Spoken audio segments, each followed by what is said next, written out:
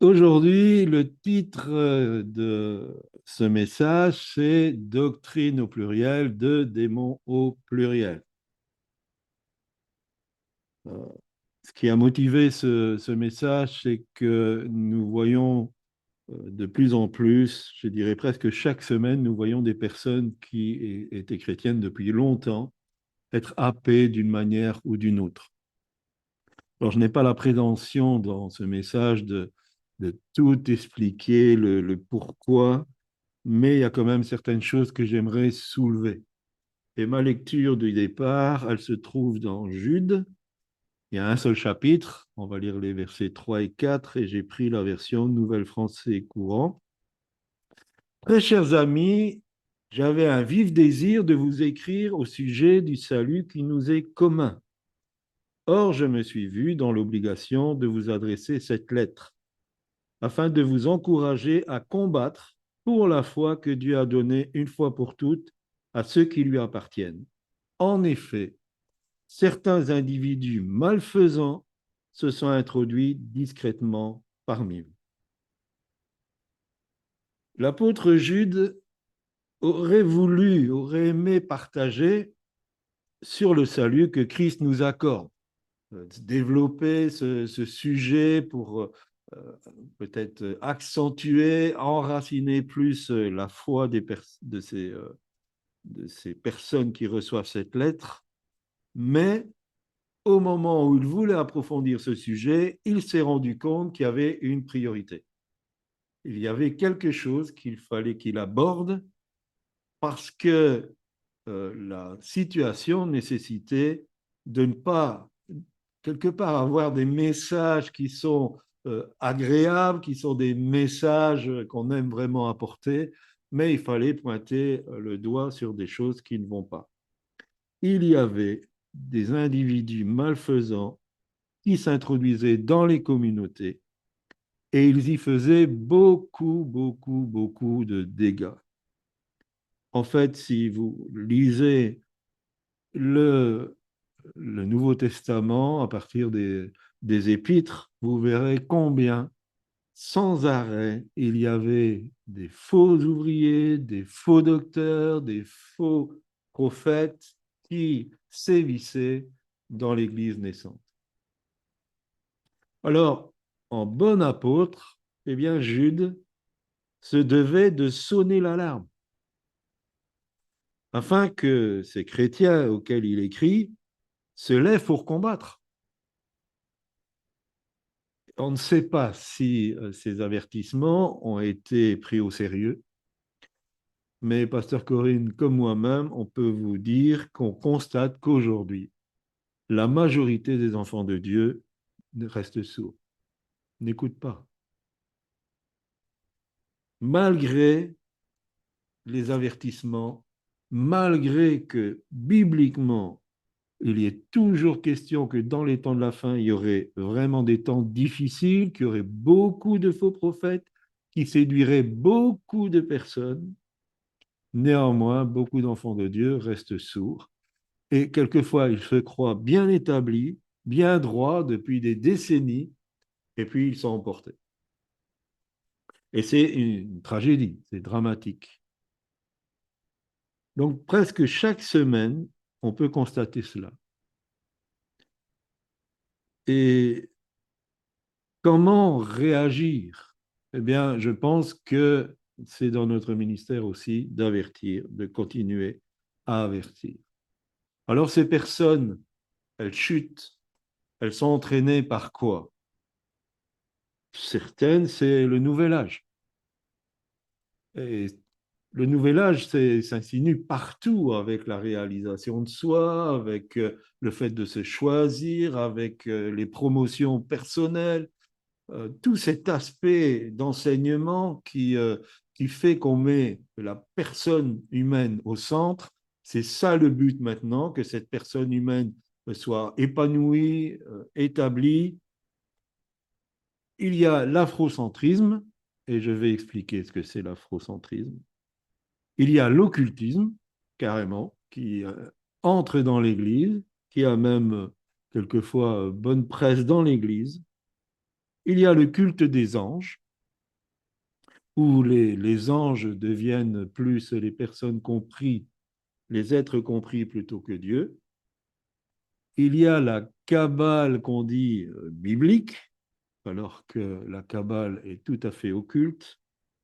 Il y a l'Église du Dieu Tout-Puissant. Il faut savoir que l'Église du Dieu Tout-Puissant s'est infiltrée dans les églises de maison en Chine et que beaucoup d'églises de maison qui normalement devaient être bien établies spirituellement, parce que on a eu quand même des ministères comme Watchman Nee, qui était un homme de la parole très approfondi, et pourtant ces églises de maison ont dévié. Il y a un retour à la loi mosaïque, ou d'autres encore, c'est l'ermitage pour éviter l'antichrist, c'est-à-dire de vivre en ermite, de vivre en autarcie, on se ferme sur soi, on cultive son petit champ, et puis on n'a plus rien à voir avec ce qui se passe dans ce monde. Et donc, ces chrétiens de longue date finissent par renier la foi en Christ, d'une manière ou d'une autre, pour suivre des mensonges. Alors parfois c'est grossier, mais parfois c'est très, très, très subtil, du moins au début. Je peux constater quand même une sorte de dénominateur commun dans ces situations, parce qu'au départ, ça part pas bien souvent d'une mauvaise intention. Alors bien sûr, il y a l'orgueil de l'homme qui joue, mais ces personnes, souvent, sont poussées dans ces dérives parce qu'il y a un désir de devenir plus spirituel, d'entrer dans des dimensions spirituelles plus élevées. Du moins, au départ, c'est ce désir. On veut mieux connaître les choses spirituelles, mieux vivre les choses spirituelles. Et ce désir, il est ancien chez l'être humain parce qu'il plonge ces personnes dans une recherche de la gnose. C'est pour ça qu'on les appelle les gnostiques. Alors, qu'est-ce que c'est que la gnose? Eh bien, c'est une sorte de sagesse philosophique et religieuse. Et comment on acquiert cette sagesse? Par des enseignements ésotériques, c'est-à-dire des enseignements qui sont secrets et qui sont communiqués à des initiés. Et bien sûr, à côté de ça, il y a des parcours initiatiques, donc on évolue sur une sorte d'échelle en tant qu'initié, et bien sûr, il y a des révélations surnaturelles, et finalement, on atteint à certains secrets spirituels. Personne me disait, dans la Bible, il y a 4 domaines de révélation. C'était sous-entendu, elle ne l'a pas dit ouvertement, mais vous êtes à la première, à la littérale. Mais après, il y a le sod, c'est-à-dire qu'on connaît les secrets de Dieu, on connaît exactement ce que ça veut dire, même si ça vient contredire la révélation littérale. Et donc, pour ces personnes, la spiritualité s'obtient par la connaissance qui est révélée.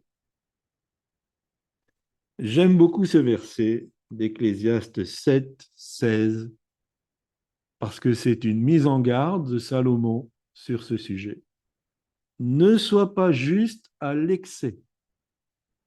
Ne sois pas juste à l'excès et ne te montre pas trop sage. Pourquoi te détruirais-tu? Je pense que ce verset vient mettre exactement le doigt sur le problème. On veut être juste à l'excès, on veut devenir sage à l'excès, et ça nous détruit.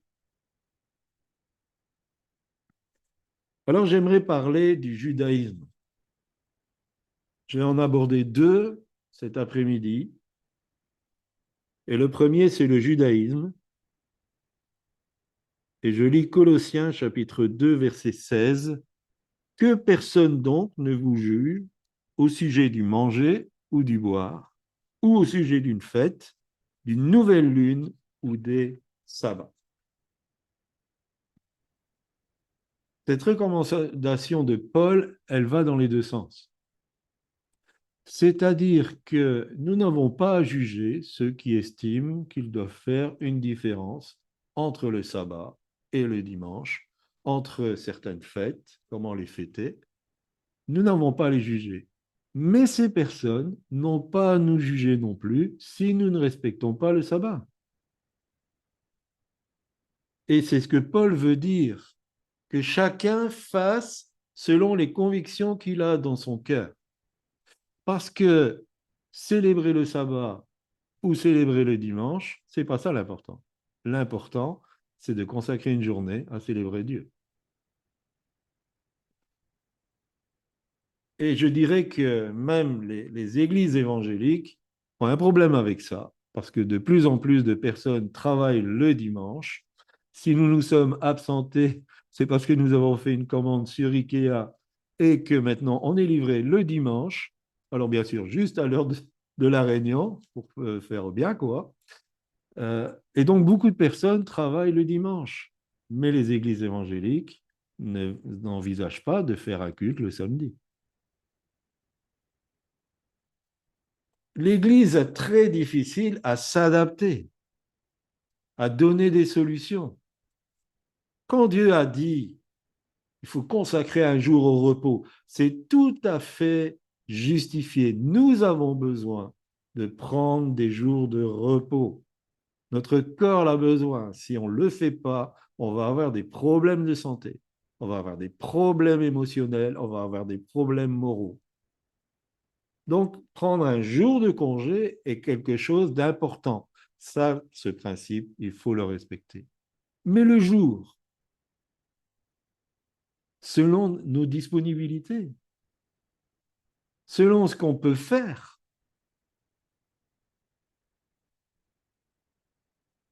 Et donc, à cause de, quelquefois, du respect de la loi mosaïque, certains tombent dans une sorte d'idolâtrie d'Israël.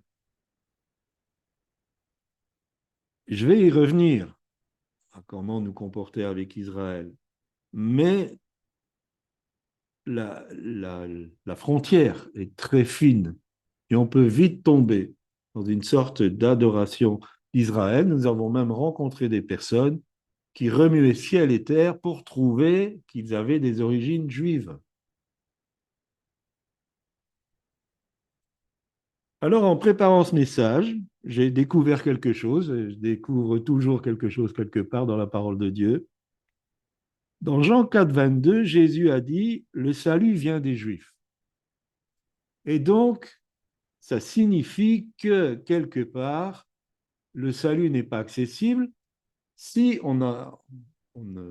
comment je dirais, on n'envisage pas la notion d'Israël. Mais cette traduction n'est pas tout à fait correcte. Parce que le mot vient, esti, en grec, ne veut pas dire provient, mais veut dire est, du verbe être. Ce qui veut dire qu'on peut traduire, et d'ailleurs, je pense que ce serait plus correct, parce que le salut, ce n'est pas une invention des Juifs. On est bien d'accord là-dessus. Le salut vient des Juifs, ce n'est pas les Juifs qui sont morts sur la croix. Le salut a été pensé par Dieu même avant la fondation du monde. Et donc, nous pouvons tout à fait traduire le salut. Alors, le mot salut en grec, c'est soteria. Le salut est un juif. Et Zacharie, dans Luc chapitre 1er, verset 19, fait une prophétie qui concerne Jésus et il dit, le Seigneur nous a donné un sauveur, soteria. Donc le terme soteria, qui veut dire salut, est donné à la personne de Jésus. Donc on pourrait dire, le salut vient par Jésus.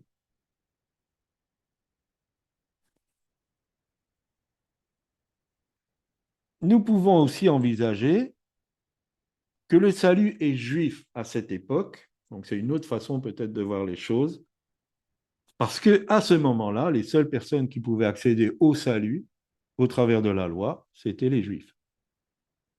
et il parle à la Samaritaine. Mais je préfère dire, le salut vient de Jésus-Christ. Alors quel est le rôle des Juifs et d'Israël dans ce sens? Ils ont été la pensée de Dieu dès la création du monde. Et Dieu a créé ce peuple avec une notion bien précise d'être le peuple qui allait accueillir le Messie. C'est là que Dieu a envisagé de faire naître son Fils. Mais pour ça, il avait déjà prévu une alliance particulière avec Israël, descendance d'Abraham, afin de faire naître son Fils. Et l'erreur qu'on fait souvent, c'est de voir la personne. Parce que Jésus est né de Marie, mais pour Dieu, la notion Marie, c'est pas Marie. Pour Dieu, la notion, c'est Jésus a été mis au monde par Israël. Et c'est dans ce sens-là que nous devons avoir un respect pour Israël. Parce qu'il est dans la pensée de Dieu depuis la création du monde. C'est la prunelle de l'œil de Dieu. Les alliances avec Israël sont immuables, même si pour un temps, Dieu les a rejetés à cause de leur désobéissance. Mais le but de Dieu au travers de tout ça, c'était de démontrer que tout le monde est enfermé dans la désobéissance et qu'aucune loi donnée ne peut faire sortir de cet enfermement de la désobéissance. Il n'y a que la grâce. Il n'y a que la grâce de Dieu qui peut nous faire sortir de cet enfermement de la désobéissance. Mais il est mal de parler mal d'Israël. C'est un péché de croire que l'Église a remplacé Israël. Et c'est un péché de croire que Dieu les a rejetés pour toujours. Donc nous devons respecter Israël. Et ça m'est arrivé plusieurs fois même de demander pardon, et je vais encore le faire aujourd'hui puisque on a une juive d'origine avec nous, enfin du moins connue, je ne sais pas s'il y en a d'autres, et je vais demander pardon pour toutes les exactions de l'Église en tant que serviteur de Dieu qui ont été faites sur Israël, sur les Juifs. Je demande pardon parce que je sais que la demande de pardon est une puissance et que ça libère. Et nous avons eu des temps où on rentrait dans cette démarche et il y avait vraiment quelque chose qui se passait dans le domaine spirituel, même pour les personnes qui entendaient cette démarche.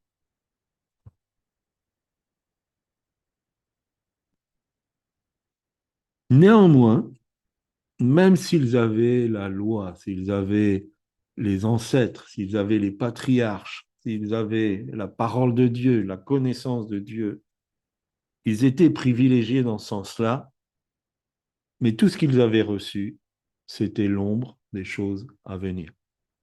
Ce n'était qu'une ombre. C'était déjà extraordinaire, mais c'était quand même toujours qu'une ombre. Parce que ce que l'ombre reflétait était donné à l'Église. Et c'est le Christ qui communique le Saint-Esprit. Ça, en Israël, certains recevaient l'Esprit, mais ils n'avaient pas le Saint-Esprit comme nous l'avons. Alors la dérive consiste à tenir pour vrai tous les écrits religieux juifs d'avant Jésus-Christ. Vous avez en tête le livre d'Enoch, et l'apôtre Jude que nous avons cité le cite dans son livre. Mais en fait, vous avez beaucoup de livres qui sont cités dans l'Ancien Testament qu'on n'a pas retrouvés. Il y a le livre du voyant Gad, il y a le livre des chroniques, mais d'autres chroniques. Donc, il y a des livres qu'on cite dans l'Ancien Testament qu'on n'a pas. Et pourquoi on ne les a pas? Alors, certains, on ne les trouve plus, mais on a retrouvé, par exemple, le livre d'Adam ou le livre d'Abraham. Mais tous ces livres proviennent d'écrits apocryphes, c'est-à-dire qu'on dit que c'est le livre d'Abraham, mais ce n'est pas Abraham qui a écrit ce livre. Et pourquoi la vérité est dans la parole de Dieu? Les Juifs ont eu un concile. C'était des rabbins. Ils ont examiné tous ces livres. Ils les ont étudiés. Ils ont cherché Dieu. Et ils ont décidé, dans ce concile, c'était au 1er siècle de notre ère, à Jamina, ils ont décidé qu'il y avait 22 livres, comme l'alphabet hébraïque. Ces 22 livres correspondent à nos 39. Et ils ont dit, ça c'est parole de Dieu immuable. Elle est plénière et verbale. Ça veut dire que tout ce qui est contenu dans ces livres, c'est toute la parole de Dieu. Et verbal, ça veut dire que chaque mot qui est utilisé est inspiré. Ça, c'est la vérité que Dieu nous a laissée. Tout le reste, c'est apocryphe, c'est du mensonge. Même le livre d'Enoch, il y a des choses intéressantes, je l'ai lu. Il y a des choses intéressantes, mais ce n'est pas la parole de Dieu. Même les Bibles qui ont été, les livres, pardon, qui ont été rajoutés au Concile de Trente, donc c'était la contre-attaque de l'Église catholique romaine contre la Réforme. Ils ont rajouté, vous avez Tobie, vous avez Judith, vous avez ce qu'on appelle les livres deutérocanoniques qui ont été rajoutés après.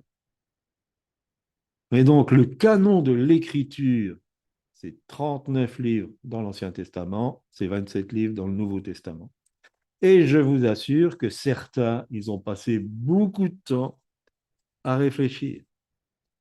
Cantique des Cantiques n'est pas arrivé dans la parole de Dieu comme ça, parce que certains trouvaient que c'était un peu trop osé. Ézéchiel n'est pas rentré comme ça dans la parole de Dieu, parce que sa vision du temple ne correspondait pas spécialement à ce qu'ils envisageaient comme temple. Mais après passer du temps dans la prière, après s'être concertés ensemble, c'était des rabbins, c'était des gens habitués à la parole de Dieu. Ils ont dit, voilà, ça, ces livres sont inspirés. Alors, sortir de ces livres, c'est déjà accepter du mensonge. C'est déjà sortir de la vérité. Et si je devais en citer un, le livre d'Enoch, je dirais qu'il affirme que les anges de Genèse 6 ont fait plus que copuler avec les filles des hommes. Ils ont enseigné l'occultisme, ils ont enseigné comment fabriquer des armes et genre de choses sympathiques. Vous avez le livre d'Adam, c'est un ange qui lui parle. Et la vérité qui est donnée, c'est, soi-disant, les paroles de cet ange. Quand Paul dit que le diable peut se déguiser en ange de lumière, on a des exemples concrets. Vous avez Branham, il a bien démarré, c'était un serviteur de Dieu, il avait une onction de guérison extraordinaire. Et puis il a eu la visite d'un ange, et il a dévié. Et beaucoup ont dévié, parce qu'ils ont accepté quelque chose en plus. Comme si la parole de Dieu, comme nous l'avons là, n'est pas suffisante. Si vous arrivez un jour au cycle 2 des centres de formation, il y a un cours sur les questions difficiles qu'on peut rencontrer dans l'évangélisation. Et une des questions, c'est pourquoi n'accepter que la Bible?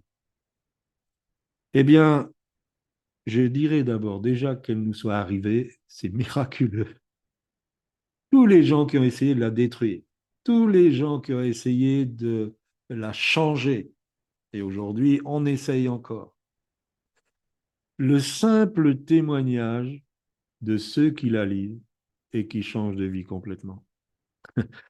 Un jour, vous savez, quand je faisais de l'évangélisation, j'avais de la répartie. J'avais un collègue de travail qui m'a dit, oh, mais la Bible, c'est comme Tintin.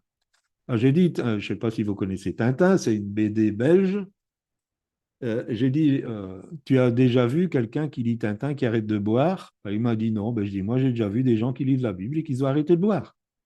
D'autant plus avec le capitaine Haddock, ce serait plus une incitation au whisky que le fait de pousser à arrêter de boire. La Bible se démontre aussi par ses prophéties. Si vous êtes mathématicien et que vous faisiez des statistiques, les prophéties qui sont annoncées avec la foule de détails, il y a quelqu'un qui s'y est pris. Par exemple, rien que le fait qu'un prophète annonce, je crois que c'est Michée, que Jésus va naître à Bethléem. Le 1 est puissance 6 ou 7 milliards. Parce qu'il faut que ça soit un garçon, donc c'est déjà une chance sur deux. Il faut que ça soit dans un village, admettons qu'il y ait 4 ou 5 000 villages en Israël à l'époque, à une période bien précise. Donc, il a fait le calcul en probabilité. C'est des mathématiques. Ceux qui sont habitués aux mathématiques, c'est du béton. C'est pas farfelu. Les prophéties de la Bible sont tellement pointues. Et après, il mettait ça en parallèle avec des annonces de voyants qui ont une réputation mondiale et qui arrivaient à un résultat de 1 sur 3 pour des choses simples. Si on prophétise que c'est Trump qui va gagner les élections, vous avez une chance sur deux. Ce n'est pas très compliqué. Hein, vous pouvez dire, ah, je vois, c'est Trump qui va gagner. Mais allez dire, il y a un enfant qui sera le Fils de Dieu, qui va naître à Bethléem, dans ce village, ça, c'est du prophétique. Et il y en a des dizaines, des dizaines. David annonçait comment Jésus serait mis à mort, qu'on va partager ses vêtements. On a annoncé, les prophètes ont annoncé une mise à mort qui n'existait pas à l'époque où ils vivaient. Parce que la crucifixion a été ramenée par les Romains. Il y aurait des dizaines de, d'exemples de prophétiques qui s'est accompli et qui était juste, juste, juste. Il y a aussi le fait de mon propre témoignage. La parole de Dieu m'a transformé, m'a bouleversé. Le texte, il est extraordinaire. Imaginez, je ne sais pas, la, la quelième prédication que vous écoutez cet après-midi. Imaginez le nombre de prédications depuis que la parole de Dieu a été écrite. Et il y a toujours à en retirer. Donc, n'allons pas chercher ailleurs la révélation qui est dans la parole de Dieu. Deuxième, je vais parler de l'afrocentrisme. J'ai juste pris Jean chapitre 7, verset 43. Il y eut donc, à cause de lui, division parmi la foule. Donc, il y a division à cause de Jésus. C'est quoi l'afrocentrisme? En fait, l'afrocentrisme est lié à ce qu'on appelle le panafricanisme. Et le panafricanisme, c'est une notion de rassembler en un seul peuple tout le peuple noir et la diaspora noire. Donc il y a une volonté d'unité. Ce n'est pas mauvais en soi. En fait, l'afrocentrisme est né dans les années 50. Un chercheur sénégalais qui s'appelait Cheikh Anta Diop a ouvert la porte à un débat qui a perduré et qui dure encore aujourd'hui, qui est arrivé jusqu'à nos jours. Il, dans son écrit, voulait démontrer que les Égyptiens de l'ancienne Égypte, dont ceux que Moïse a rencontrés, étaient de type africain. Et donc, ils étaient noirs, mais qu'ils avaient aussi tout le type africain. Ils avaient les cheveux crépus, ils avaient tout l'aspect africain noir. Et un peu plus tard, un historien américain, Martin Bernal, a avancé que la Grèce avait été colonisée par ces Égyptiens. Ce qui veut dire qu'en fait, parce que nous, notre civilisation, elle est basée sur la civilisation grecque, ça voulait dire que les Grecs avaient volé à ces Égyptiens tout ce qui fait la civilisation, c'est-à-dire les mathématiques, les arts, l'agriculture, l'architecture, etc., etc. Une sorte de complot eurocentrique qui utilisait cela pour dévaloriser la race noire. Alors, scientifiquement, qu'est-ce qui s'est passé? Des scientifiques se sont levés contre cette théorie en disant, d'abord, les momies que nous avons n'ont pas un aspect africain. Après la découverte de l'ADN, ils ont fait des recherches ADN sur les momies. Les recherches ADN ont confirmé ce qui avait déjà été dit auparavant, qu'on n'avait pas affaire à des personnes qui avaient un type africain. Mais cette théorie faisait rêver un peuple, toute une ethnie, toute une race qui était en souffrance et qui est encore en souffrance de la colonisation honteuse, abusatrice, enfin je ne sais pas si c'est français, et opprimante. Donc tout ce peuple, et quand je parlais dans la conférence du conscient collectif, ce peuple, dans son conscient collectif, a cette notion de l'esclavage, du colonialisme et de toutes ces perversions, de toute cette exploitation. Et nous avons eu un temps aussi à Z37 où nous avons demandé pardon au peuple africain.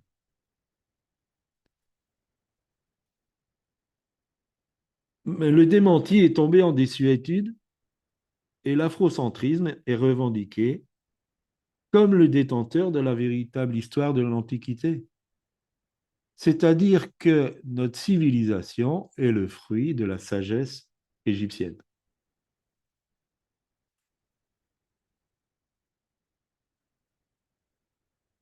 Bon, on dira c'est le monde, et quelque part, quand on est en souffrance, on cherche des solutions pour guérir. Mais c'est rentré dans l'Église. Cette philosophie est entrée dans l'Église de Jésus-Christ et elle provoque la division. Comment c'est fait? Parce que l'œuvre rédemptrice de Jésus n'est plus la priorité, mais c'est la couleur de sa peau. Et donc, vous avez, et peut-être que pour nous, qu'il soit noir, jaune, bronzé, gris ou blanc, ça importe peu. De toute façon, la Bible clôt le débat en disant il n'avait rien pour attirer les regards. Voilà, donc on ne s'inquiète pas de son aspect physique. C'était certainement pas un grand blanc aux yeux bleus. Ça, probablement pas. Donc, si vous imaginez Jésus comme ça, vous dites, bon, je suis peut-être un peu trop hollywoodien dans ma façon de voir les choses, mais son aspect physique, la Bible, elle dit, ça n'a aucune importance. Ce qui est important, c'est la rédemption qu'il a amenée. Mais pour certaines personnes, le fait qu'il soit noir, pour elles se l'accaparent. Jésus est un des leurs. Et le point suivant, qui est plus difficile, c'est que les adeptes chrétiens de l'afrocentrisme revendiquent que le christianisme est noir. Et donc, par extension, il est en accord avec la culture polythéiste africaine. Et la Bible comme nous l'avons, c'est une falsification des Blancs. C'est le colon. C'est le livre du colon. C'est la religion du colon. Et donc, on arrive au concept où il y a la religion du blanc. Et la parole de Dieu ne s'y trouve pas. La parole de Dieu se trouve dans les traditions orales du peuple africain.